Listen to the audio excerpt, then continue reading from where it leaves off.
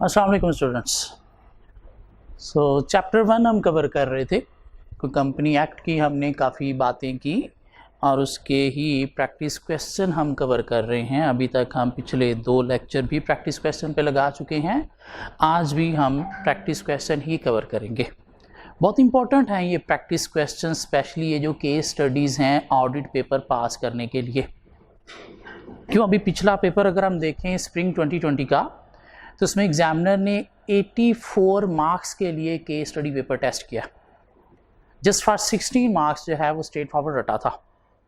उससे previous paper देखें तो अगेन वहाँ पे भी अबव 80 मार्क्स जो है वो सिनेरियो बेस्ड टेस्टिंग थी।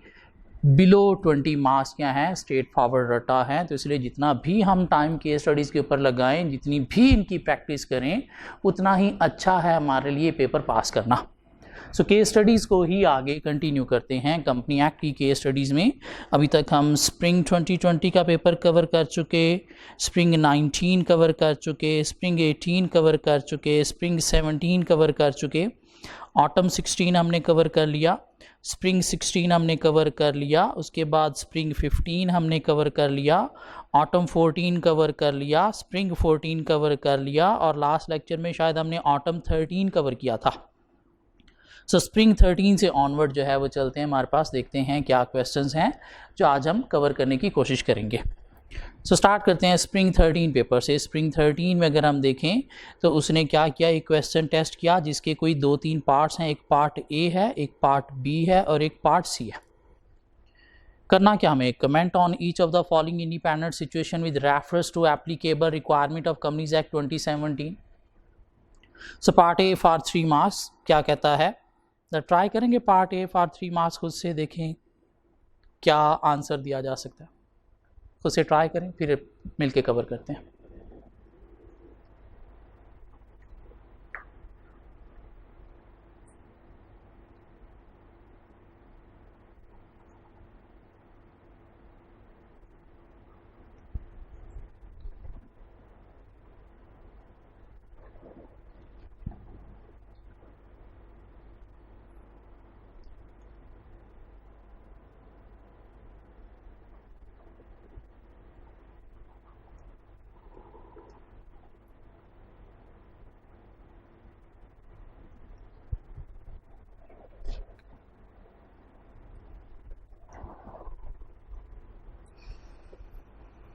जी, क्या कहता है part A, Jahangir private limited JPL has a paid up capital of 2.5 million. 2.5 million कोई 3 मिलियन हमने कहीं पे पढ़ा था क्या क्वालिफिकेशन में, कि एक प्राइवेट कंपनी जिसका पेड अप कैपिटल 3 मिलियन से अबव है उसका ऑडिट CA करेगा, बिलो 3 मिलियन का CA RCMA करेगा। क्या देखते हैं क्या है क्या। Till recently, it was a wholly owned subsidiary of Malik Limited ML JPL। अब तक वो ML की सब्सिडरी थी और ML अगर तो पब्लिक कंपनी है और ये उसकी सब्सिडरी है तो फिर भी चार्टर्ड अकाउंटेंट करेगा। क्या देखते हैं। Recently, ML has disposed of 60% of its holding in JPL to Zubair Enterprise ZE, a partnership firm। लेकिन अब ये उसकी सब्सिडरी नहीं है क्योंकि 60% उसने होल्डिंग क्या कर दिया है, सेल कर दिया है। सपोज अगर 100% भी उसकी होल्डिंग थी तो 60% सेल करने से बाकी कितनी रही, 40% थी उसकी सब्सिडरी, अब नहीं रही। मीन ML और JPL आपस में कोई एसोसिएटेड कंपनी नहीं है। क्या देखते हैं। सेल किए उसने शेयर किसको, Zubair enterprise ZE, a partnership firm. All the partners in ZE are on the board of director of ML। Mean जितने भी पार्टनर हैं ZE के वो सारे के सारे ML के डायरेक्टर्स हैं। एसोसिएटेड कंपनी कॉमन डायरेक्टरशिप की बेस पर भी बनती है, लेकिन यहाँ पे वो पार्टनर हैं ZE में, उधर उसके बोर्ड ऑफ डायरेक्टर हैं, तो कॉमन डायरेक्टरशिप भी नहीं है। JPL intends to appoint Mr. Ehsan as its auditor। Mr. Ehsan is an MBA and his brother is also a partner in ZE। पहली बात तो ZE और हम जो है वो ऑडिटर अगर एहसान ऑडिट करने जा रहा है किसका, JPL का, तो ZE और JPL का आपस में कोई रिलेशनशिप नहीं है, कोई एसोसिएटेड कंपनी नहीं है। और अगर ऑडिटर का ब्रदर जो है वो ZE में पार्टनर है तो इससे ऐसा कोई इशू नहीं है, इस बेस पर कोई डिस्क्वालिफिकेशन नहीं बनती। हाँ, अगर देखा जाए तो एहसान क्या है, MBA। हमने बात क्या की थी कि एक ऐसी कंपनी जिसका paid up capital, private company जिसका paid up capital less than 3 million है, उसका ऑडिट करेंगे CA और CMA। तो ये ना तो CA है ना ही CMA है, तो क्या ये ऑडिटर अपॉइंट हो सकता है MBA? नहीं, ऑडिटर अपॉइंट नहीं हो सकता। CA और CMA करेंगे तो यहाँ पे क्या करेंगे, पहले तो ये ब्रदर वाली बात कर देंगे, फिर हम अपनी ये प्रोविजन जो है वो लॉ की वो paid up capital 3 million less वाली पुट कर देंगे। उसके बाद बात कर देंगे कि एहसान जो है वो ऑडिट नहीं कर सकता, क्यों, उसके लिए CA या CMA होना ज़रूरी है। हाँ, अगर चार्टर्ड अकाउंटेंट नहीं है और अगर कोई लीगल रिस्ट्रिक्शन नहीं है तो फिर ऑडिट कर सकता है, हमें कोई उसे ऐसा इशू नहीं है। क्या ख्याल है, बातें की जा सकती हैं 3 नंबर के लिए। नेक्स्ट पार्ट B क्या है, for 2 marks. A notice for appointment of Kashif and Company Chartered Accountants was received by Khanewal Limited 14 days before the AGM. So Kashif KCC audit firm है जिसको खानेवाल लिमिटेड का audit करने का notice मिला 14 days before AGM. The notice was served by Mr. Iqbal, who is a holder of 500,000 non-voting preference shares. तो mister Iqbal जो है वो प्रपोज कर रहा है ऑडिटर को 14 days बिफोर AGM। हाँ, अगर मेंबर है तो प्रोविजन क्या कहती है कि मेंबर ऑडिटर प्रपोज कर सकते हैं 7 days before AGM with having 10% voting rights. और यहाँ पे मिस्टर इकबाल के पास क्या है, नॉन वोटिंग राइट्स हैं, वोटिंग राइट्स नहीं है। सो क्या है, इन ऑर्डर नहीं है ये ऑडिटर की अपॉइंटमेंट, क्यों, मिस्टर इकबाल 10% और अबव वोटिंग राइट्स से है वो नहीं रखता। 2 नंबर के लिए बात की जा सकती है। क्या ख्याल है, थोड़ा सा ट्रिकी था, non voting rights. Part C for 2 marks. Mr. Khan is a partner in the firm of chartered accountants. He also holds 70% shares in Khan Limited. Construction Bank Limited CBL has guaranteed a loan of rupees 10 million to Khan Limited. Mr. Khan's firm has received an offer for appointment as auditor of CBL. तो CBL ने कोई loan दिया है किसको, Khan limited को, तो उसमें क्या मिस्टर खान ने कोई गारंटी दी है, नहीं, ऐसा कुछ नहीं है। तो क्या मिस्टर खान इंडेप्टेड है CBL का, नहीं, मिस्टर खान नहीं है। अगर KL है भी तो KL क्या है, एक सेपरेट लीगल एंटिटी है। क्या ख्याल है, लोन देना है KL ने किसको, CBL को, मिस्टर खान ने नहीं देना। क्या ख्याल है, तो यहाँ पे कोई इंडेप्टेडनेस भी नहीं है मिस्टर खान की, तो मिस्टर खान की अपॉइंटमेंट जो है वो क्या है, वैलिड है, इन ऑर्डर है, कोई इशू उसमें नहीं है। 2 नंबर के लिए बात की जा सकती। क्या ख्याल है। नेक्स्ट चलते हैं ऑटम 12 की तरफ। Comment on each of the following independent situation with reference to the applicable rule and regulations. Part A ज़रा देखेंगे 3 नंबर के लिए, अगर आप खुद से कोई 3 पॉइंट बना सको। थोड़ा सा डिफ़िकल्ट क्वेश्चन है ये, बी केयरफुल। पार्ट ए ज़रा ट्राई करें खुद से।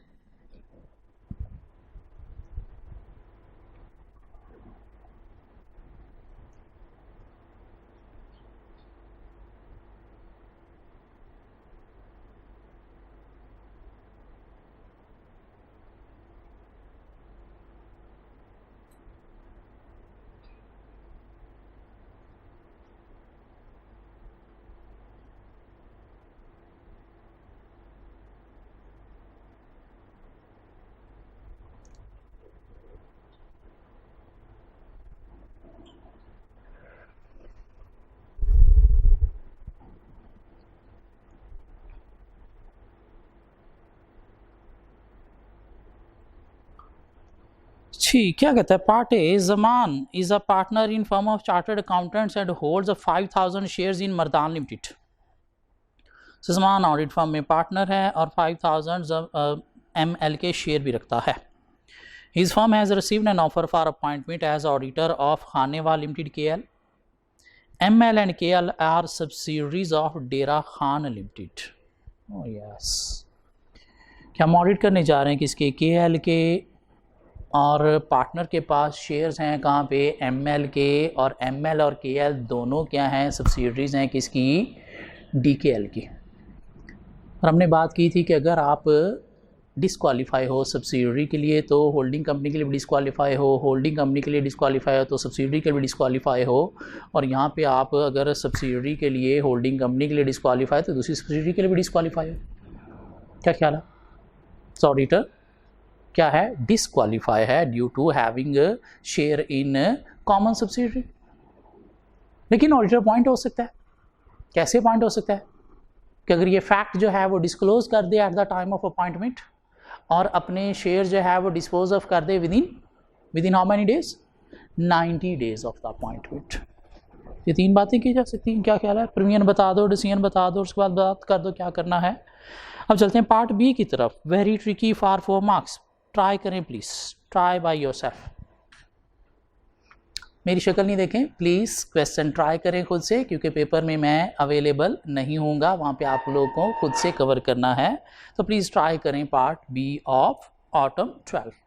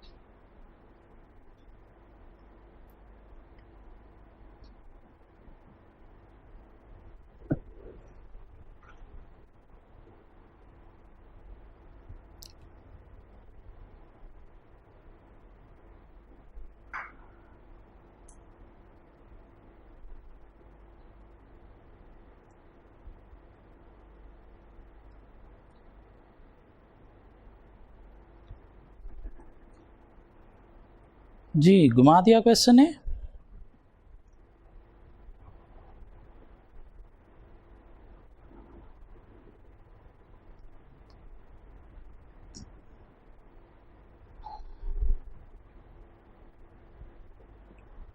चलिए मिलके ट्राई करते हैं। Bilal and company has received an offer for appointment as auditor of IJK limited. So Bilal क्या हैं? ऑडिटर हैं जो ऑडिट करने जा रहे हैं किसका? IJK का। Okay. The total paid up capital of company is 990 million rupees, whereas its ordinary share capital is 130 million।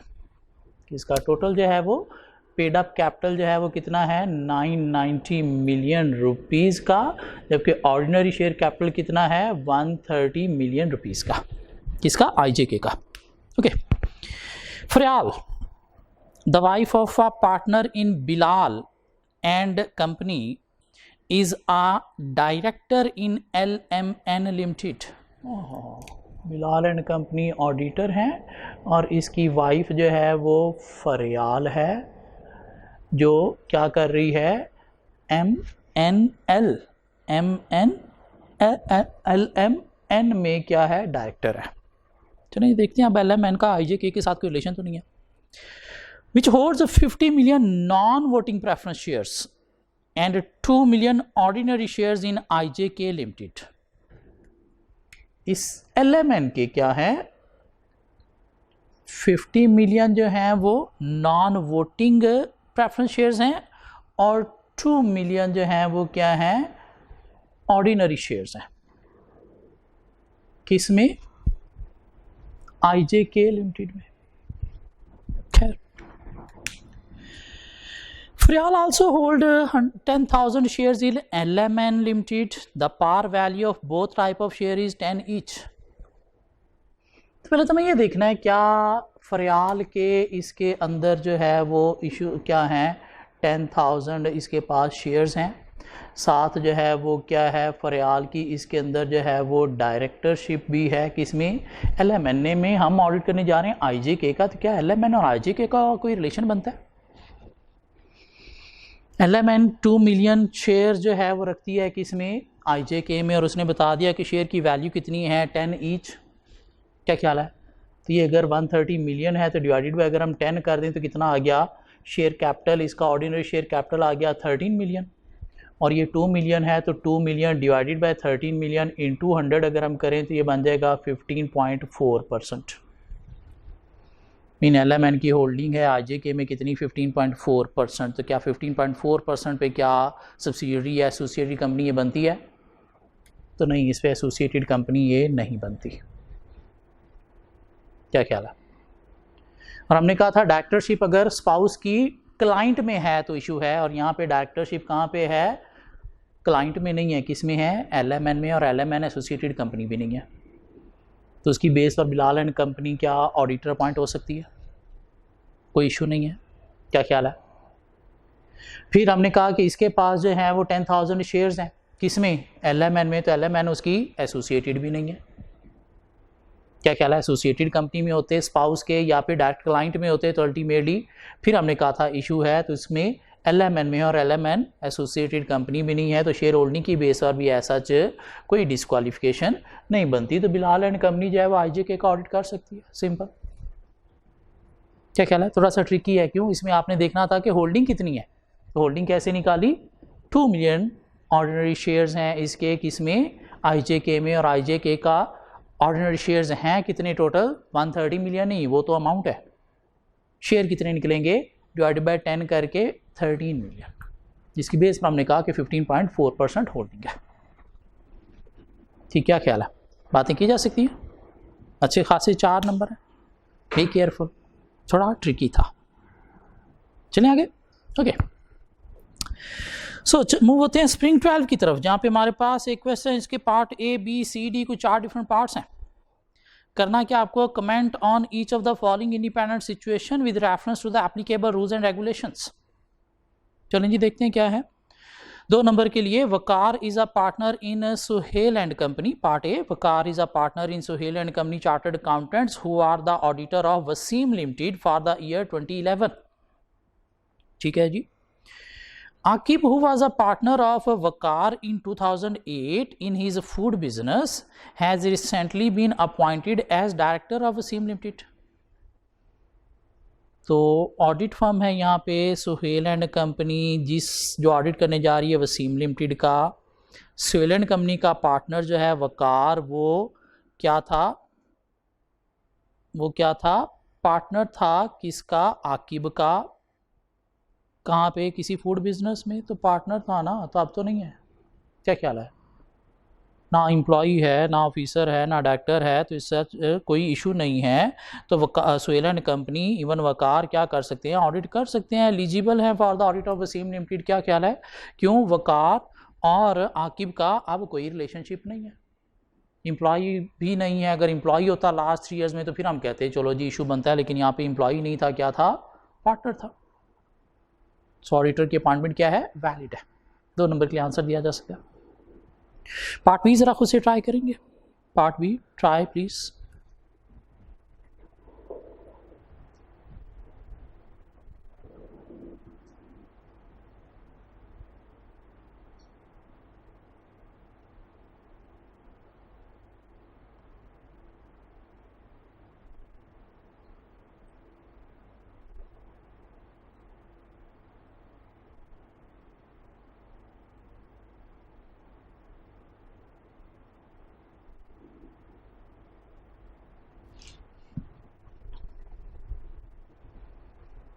Again थोड़ा ट्रिकी है, अच्छे खास से 6 मार्क्स हैं, 6 नंबर का आपने देखना है कि आंसर क्या दिया जा सकता है।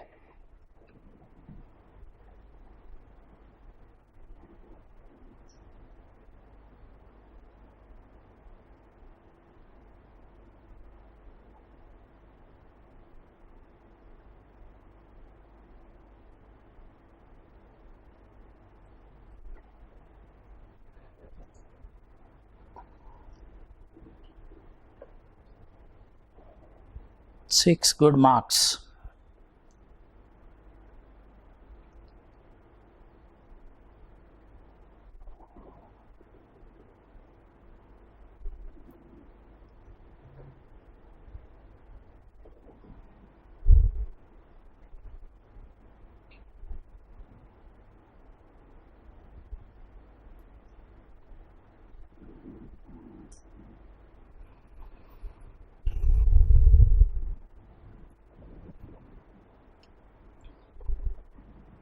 जी, ऑडिटर की अपॉइंटमेंट वैलिड है या नहीं, ऑडिटर अपॉइंट हो सकता है या नहीं हो सकता? कितने स्टूडेंट्स कहते हैं अपॉइंट हो सकता है? हो सकता है, कैसे? आए देखते हैं। Alim Asif and Company AAC Chartered Accountants has accepted an offer for appointment as auditor of Gul Limited GL. So AAC audit करने जा रहे हैं GL का. Kamal, who is a partner in AAC, held 5,000 shares in GL. तो share holding की base पर क्या है? डिस्क्वालिफिकेशन.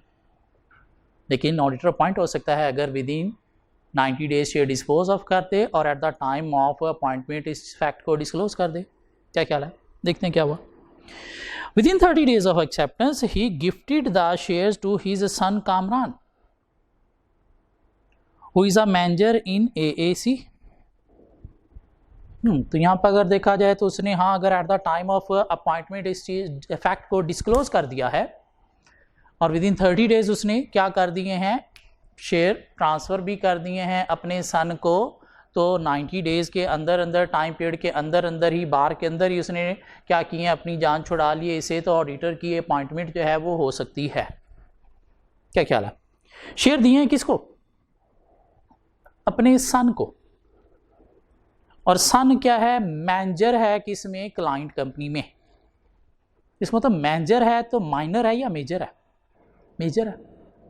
क्या ख्याल है? लॉ क्या कहता था कि holding of shares directly by the auditor या ऑडिटर स्पाउस या माइनर चिल्ड्रन है तो उस सूरत में डिस्क्वालिफिकेशन बनती है. तो यहाँ पे आप अगर शेयर इसने दे दिए हैं अपने मेजर सन को तो उस सूरत में भी क्या है? क्वालिफाई है. क्यों? माइनर चिल्ड्रन नहीं है. ऐसा कोई इशू नहीं है. क्या ख्याल है? और सन जो है वो क्या है? क्लाइंट कंपनी में मैनेजर है. मैनेजर है मीन कोई डायरेक्टर भी नहीं है. क्यों? लॉ भी कवर कर रहा था कि इसको आप या आपका स्पाउस जो है वो क्लाइंट कंपनी में क्या है? डायरेक्टर है, ऑफिसर है, एम्प्लॉई हो आप. तो यहाँ पे स्पाउस भी नहीं है, माइनर चिल्ड्रन भी नहीं है, आप खुद भी डायरेक्टर नहीं है और वैसे भी क्या हो? मैनेजर हो. तो मैनेजर एम्प्लॉई होना किसका? मेजर सन का. ऐसा ये ना तो लॉ कवर करता है ना ही कोर्स ऑफ एथिक्स कवर करते हैं. तो उसकी बेस पर भी ऑडिटर की अपॉइंटमेंट क्या है? वैलिड है. ऐसा कोई बार कोई रिस्ट्रिक्शन नहीं है. 6 नंबर के लिए आंसर देना है. तो पहले आपने जो है वो प्रीमियम होल्डिंग वाली, फिर आपने बताया कि अपॉइंटमेंट हो सकती है अगर with in 90 days dispose of कर दिए जाएँ और साथ फैक्ट को डिस्क्लोज कर दिया जाए. फिर आप एक चौथा पॉइंट बनाओ कि हाँ यहाँ पे ऑडिटर की अपॉइंटमेंट वैलिड है क्यों? उसने with in 30 days mean before lapse of 90 days क्या कर दिए हैं? शेयर ट्रांसफ़र कर दिए. फिर आज जो अब सन के ऊपर कि सन यहाँ पे क्या है? मैनेजर है. तो अल्टीमेटली माइनर चिल्ड्रन नहीं है, स्पाउस नहीं है, मेजर चिल्ड्रन है. तो ऐसा कोई इशू नहीं है. और सन है भी क्या? वहाँ पे डायरेक्टर नहीं है, पार्टनर नहीं है और क्या है? मैनेजर है. तो मैनेजर को ना तो लॉ कवर कर रहा है ना ही कोर्स ऑफ एथिक्स कवर कर रहे हैं. तो उसकी बेस पर भी अपॉइंटमेंट क्या है? वैलिड है. 6 नंबर का आंसर लिखने के लिए आपको 6 नंबर का जस्टिफाई करना पड़ेगा. एटलीस्ट 6 पॉइंट्स बनाना पड़ेंगे फिर जाके 6 नंबर मिलेंगे. सिर्फ 1-2 बातें करके आप जान छुड़ा लोगे तो फिर आपने 2 नंबर का अटैम्प्ट किया. सॉरी, 6 नंबर नहीं मिलेंगे आपको. हमने हर पार्ट में से पासिंग मार्क्स लेने हैं. हर पार्ट को हमने पास करना है फिर जाके हमारा पेपर पास होगा. क्या ख्याल है? पार्ट सी को ज़रा खुद से कवर करेंगे. पार्ट 2 मार्क्स देखें क्या आंसर दिया जा सकता है. Part C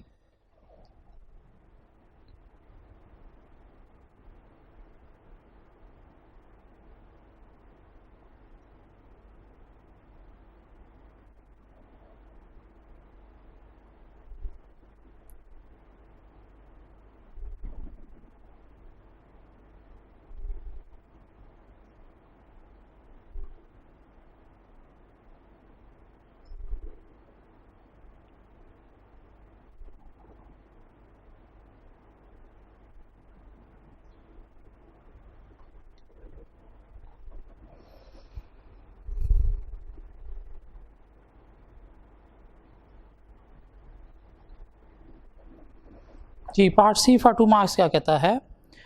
Sajid Hameed and company chartered accountants are the auditor of Mir Hasan limited MHL. Kashif is a senior manager in SHC and is being promoted as a partner. he teaches auditing in a college. The college is owned by a trust whose trustee include 2 directors of MHL. तो partner जो है वो क्या करता है, किसी college में पढ़ाता है और उस कॉलेज के अंदर हमारे क्लाइंट के जो है वो 2 डायरेक्टर जो हैं वो क्या हैं, ट्रस्टी हैं।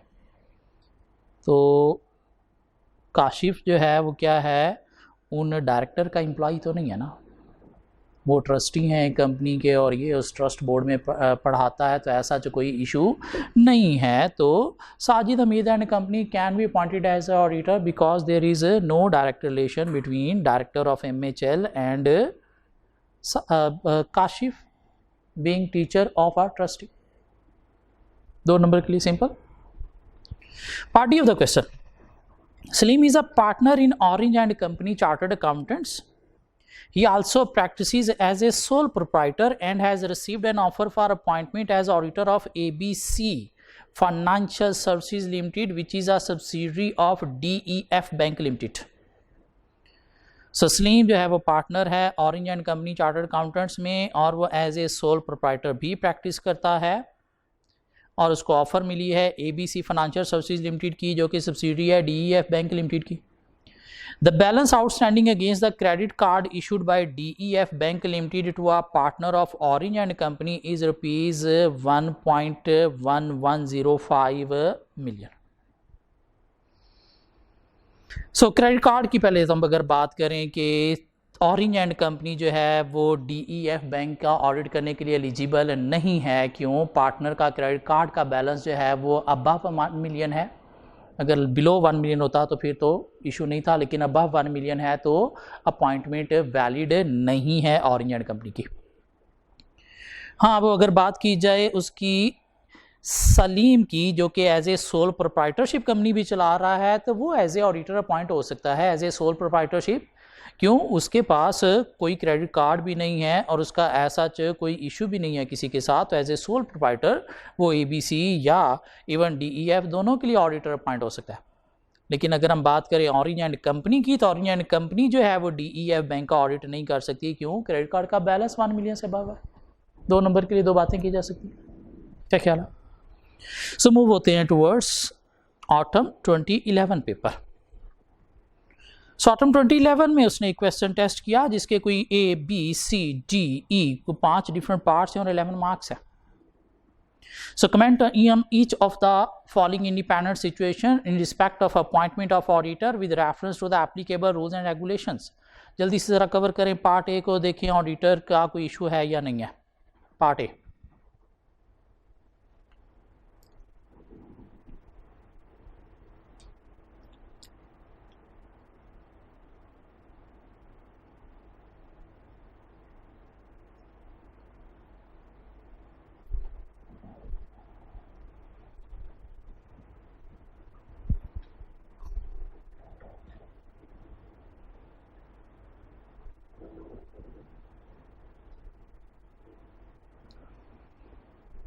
जी ऑडिटर अपॉइंट हो सकता है या नहीं हो सकता? क्या कहता है? Guava and company chartered accountants has received a request for appointment as auditor of orange bank limited. Guava OBL का ऑडिट करने जा रहे हैं।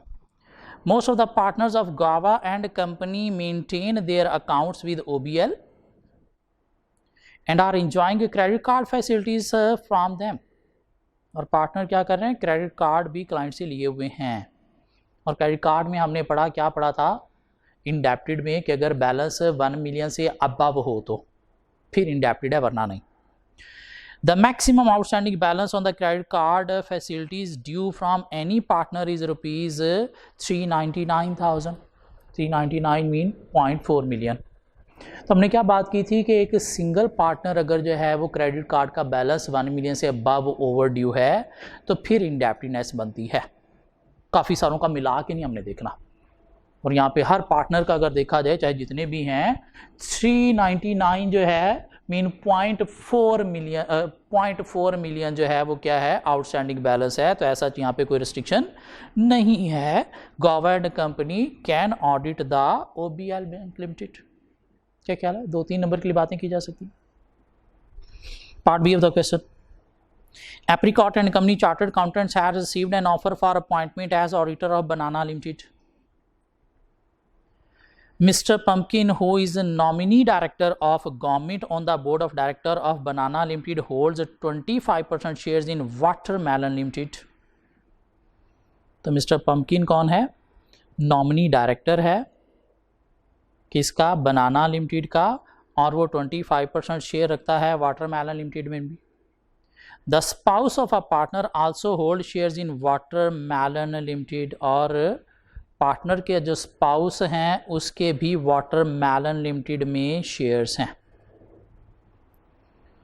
सो पहली बात तो अगर देखें एप्रिकॉट ऑडिट करने जा रही किसका? बनाना लिमिटेड का.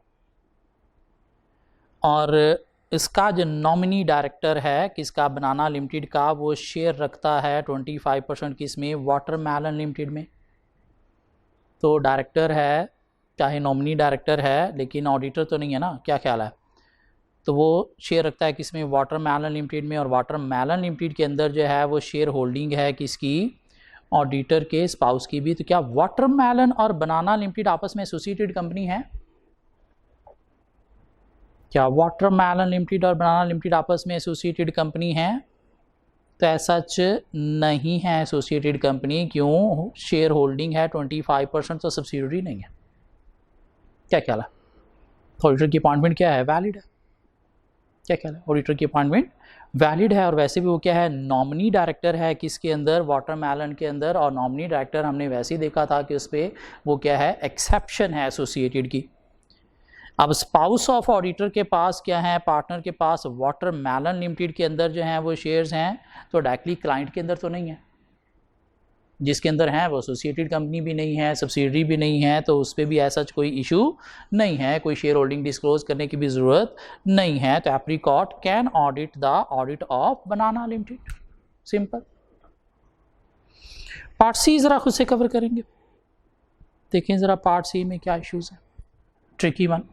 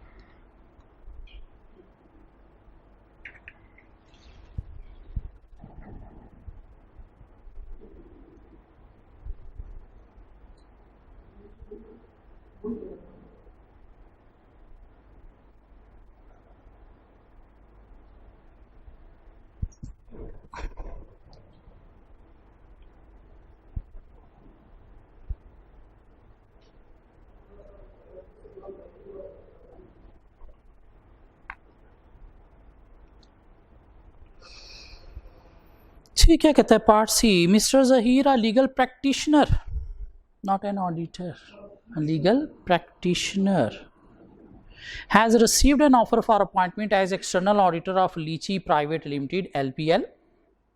The paid up capital of LPL is 1.5 million, of which 40% is owned by Blue Black Limited, a listed company. तो हमने बात की थी कि सीए होना चाहिए किसका? ऑडिट करने के लिए, पब्लिक कंपनी का ऑडिट करने के लिए. यहाँ पे पब्लिक कंपनी नहीं है, क्या है? शायद प्राइवेट कंपनी है, या private company is a subsidiary of public company. तो क्या यहाँ पे ब्लू बेल लिमिटेड एक पब्लिक कंपनी अगर है और ये लीची उसकी सब्सिडियरी है, तो क्या मिस्टर जहीर ऑडिट कर सकता है? नहीं, सीए को करना चाहिए. वैलिड नहीं है सूरत में. हाँ, अगर प्राइवेट कंपनी जो है उसका paid up share capital less than 3 million, तो फिर भी क्या होना चाहिए? CA or CMA. तो क्या ये सीएमए है? नहीं, तो सीएमए भी नहीं है. ये क्या है? लीगल प्रैक्टिशनर है. तो सूरत में भी शायद मिस्टर जहीर जो है वो ऑडिट के लिए एलिजिबल नहीं. ये 2-3 बातें कर दें इसमें प्रोविजन लिख के. क्या ख्याल है? पार्ट डी को ज़रा खुद से कवर करेंगे, देखें क्या करना है इसका. पार्ट डी,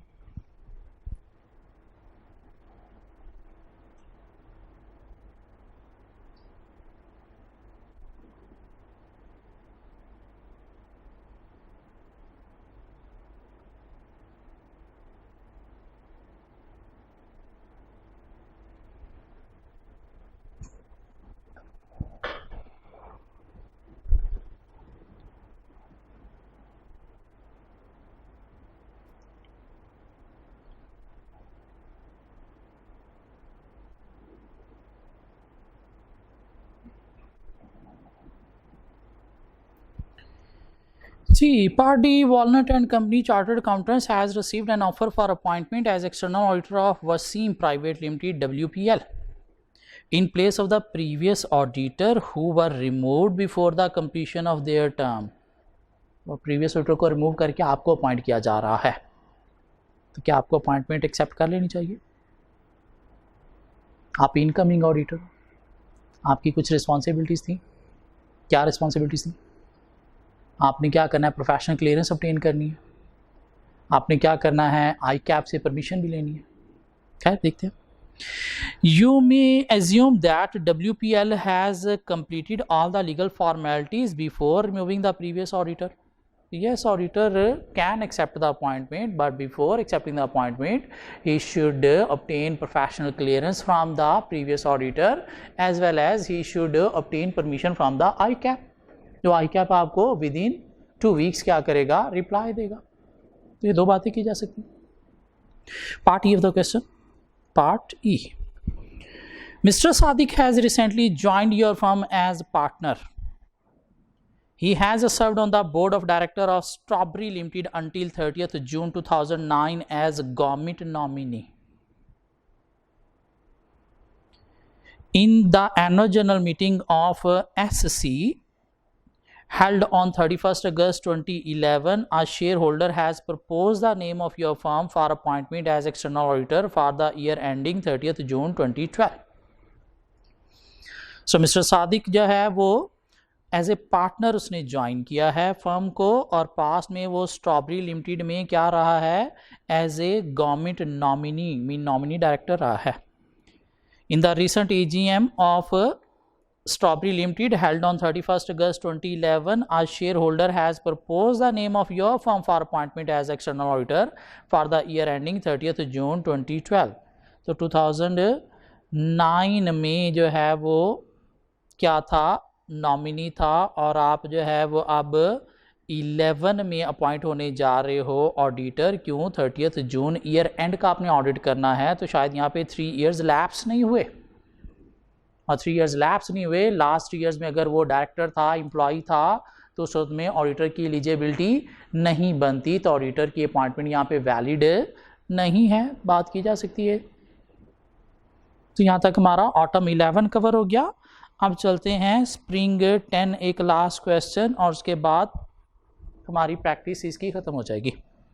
सो स्प्रिंग 10 में देखें तो अगेन कोई 5 पार्ट्स हैं। 10 नंबर के लिए आपने करना क्या है? Comment on each of the following situation with reference to the appointment of external auditor in accordance with the requirement of companies act 2017। Part A of the question क्या कहता है? Part A, Farooq and Company Chartered Accountants has received an offer to be appointed as the external auditor of Ibrahim Gas Company. The firm is indebted to the company as it has not paid the last 2 months bill outstanding 4860. Gas company है, utility bills last 2 months का overdue है। तो क्या पढ़ा था हमने? Indebted होगा कब? यूटिलिटी बिल की सूरत में एक्सेप्शन थी, अगर लास्ट 3 year से जो है वो 3 months से जो है वो ईयर नहीं 3 months से जो है वो बैलेंस ओवरड्यू है, और यहाँ पे 2 months से ओवरड्यू है, तो ऑडिटर अपॉइंटमेंट क्या है? वैलिड है। क्यों? ऑडिटर यहाँ पे इंडेप्टेड नहीं है, but auditor need to clear his bill until lapse of 3 months। Simple. Part B जरा खुद से कवर करें, देखें क्या इशू है इसके अंदर। पार्ट बी खुद से ट्राई करें प्लीज।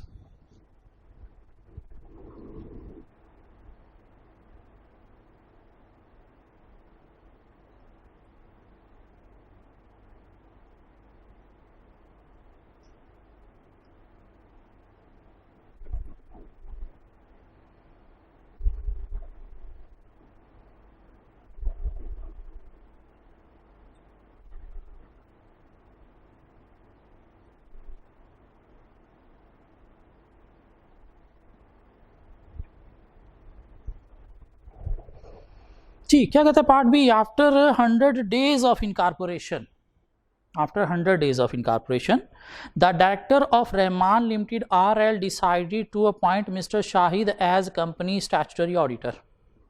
क्या डायरेक्टर ऑडिटर को अपॉइंट कर सकते हैं? यस। कब? With in 90 days of company incorporation. हाँ, अगर विद इन 90 डेज अपॉइंट नहीं करते तो उसके बाद इनकी अथॉरिटी क्या हो जाती है, एलिमिनेट हो जाती है ऑडिटर अपॉइंट करने की। आफ्टर 90 डेज कौन अपॉइंट करेगा, कमीशन ऑडिटर इंपोज करेगा। खैर यहाँ पे देखते हैं क्या हो रहा है।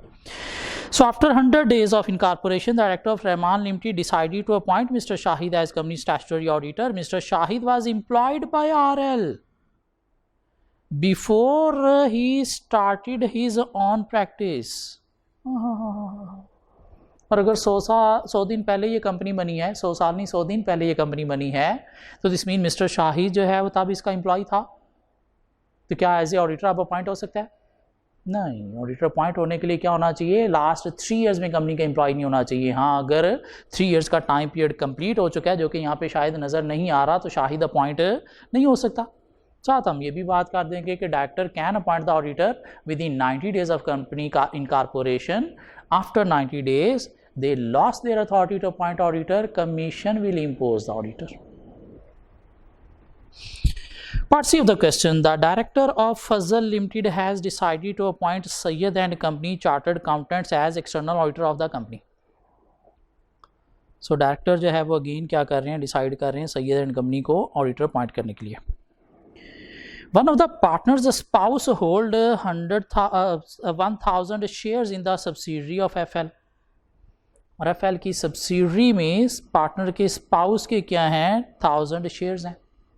और सब्सिडरी क्या है, एसोसिएटेड कंपनी है।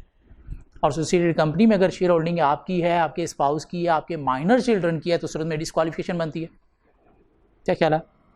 But auditor can be appointed if the fact of share holding is disclose eight the time of appointment and share of spouse should be disposed of with in 90 days of the appointment. Share holding, क्या ख्याल है? Part D of the question, the director of Najam Private Limited, having paid up capital of 4.5 million, have appointed Mr. Dawood to act as the external auditor of the company. कितना share capital है? above 3 million, 4.5, तो chartered accountant ही audit करेगा, ये चीज़ mind में रखनी है। Mister Dawood chartered accountant करेगा, क्या ख्याल है? पेड अप कैपिटल 3 मिलियन से अबव है। Okay, mister Dawood has been awarded a diploma in IFRS, international financial reporting standard IFRS, by the institute of chartered accountants of Pakistan and has completed the mandatory period of training from a leading firm of chartered accountants. Mean mister Dawood कौन है? कोई accountant है, practitioner है, लेकिन auditor नहीं है, chartered accountant नहीं है। चार्टर्ड अकाउंटेंट कौन होगा? जिसने CA किया हुआ है रादर देन IFRS का डिप्लोमा। क्या ख्याल है? तो क्या ऑडिटर की अपॉइंटमेंट वैलिड है? नहीं। For a private company having paid up share capital 3 million above, कौन ऑडिट करेगा? CA ऑडिट करेंगे, और यहाँ पे 4.5 मिलियन 3 मिलियन अबव है। और मिस्टर दाऊद जो है वो क्या है, IFRS डिप्लोमा रखता है, दो ट्रेनिंग प्रैक्टिस भी है, लेकिन CA नहीं है, इसलिए अपॉइंटमेंट वैलिड नहीं है। सिंपल। पार्टी जरा खुद से ट्राई करेंगे, क्या ऑडिटर अपॉइंटमेंट हो सकती है, इसमें वैलिड है या नहीं है?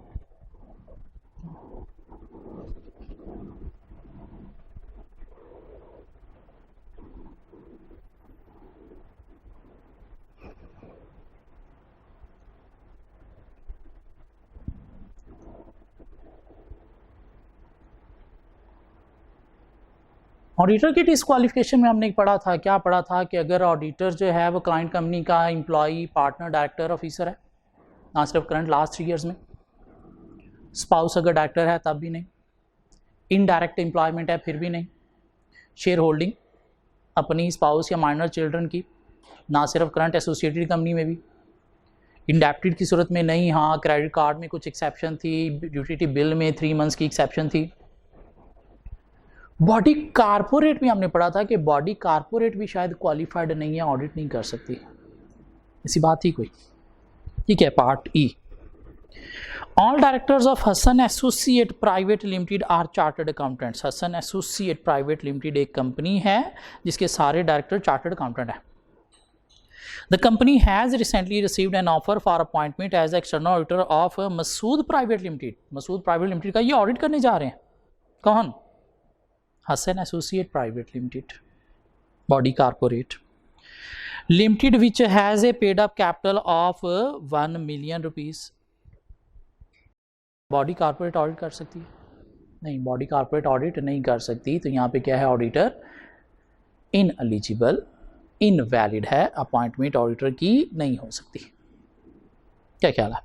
तो यहाँ तक हमारे जो है वो कंपनी एक्ट के जितने भी क्वेश्चन थे 2020 से लेकर पास्ट में अगर हम देखें 2009 तक, मैंने प्रीवियस 11 ईयर्स में क्या क्या क्वेश्चन इस एरिया से टेस्ट हुए, सारे के सारे हमने प्रैक्टिस कर लिए। और ये क्या है, मोर देन इनफ प्रैक्टिस है कंपनी एक्ट के क्वेश्चन की। अगर ये सारे क्वेश्चन एक दफ़ा हमने हाथ से गुजार लिए हैं, properly thoroughly with concept cover कर लिए हैं, तो पेपर के अंदर कोई भी क्वेश्चन आ जाए हम अटेम्प्ट करने के काबिल हैं। मीन अगर 5, 7, 8 नंबर का यहाँ से क्वेश्चन अपीयर होता है तो ये क्वेश्चन हमारा क्या हो गया, पेपर के अंदर पक्का हो गया। हाँ, चैप्टर 1 अभी तक हमारा ख़त्म नहीं हुआ। चैप्टर 1 के अंदर कुछ छोटी छोटी बातें और हैं। इवन चैप्टर 1 से रिलेटेड कुछ क्वेश्चंस भी और हैं जो हमने बीच में छोड़े हैं। तो फुली नेक्स्ट लेक्चर में हम उन चीज़ों को वाइंड अप करके चैप्टर 1 को कंप्लीट करने की कोशिश करेंगे। सो आज के लिए इतना इनफ है। इन क्वेश्चन को प्लीज़ जाके आप क्या करें, एक अच्छी तरह से आंसर रीड करके हाथ से गुजारें, प्रैक्टिस करें। एक सेपरेट रजिस्टर बना लें ऑडिट का, अगर नहीं बनाया तो। जो भी हम प्रैक्टिस क्वेश्चन कवर कर रहे हैं आपने सबके आंसर उस रजिस्टर में लिखने हैं, ताकि कल को जब आपने रिवाइज करना है मंथ बिफोर पेपर, तो फिर आपने ये बुक के अंदर से आंसर नहीं रीड करने, फिर अपने जो आंसर आपने लिखे हुए हैं इनके थ्रू आपने कवर करना है। और अपने आंसर को यूँ सिर्फ सामने लाने से माइंड में आ जाएगा, अच्छा ये बात थी इसके अंदर। अगर बुक के अंदर रह गया तो फिर हमें दोबारा से इतना ही टाइम लगाना पड़ेगा प्रैक्टिस पे। इसलिए आंसर अभी लिखेंगे तो कल को रिवाइज करने में हमारा टाइम सेव करेंगे। Thank you so much for today.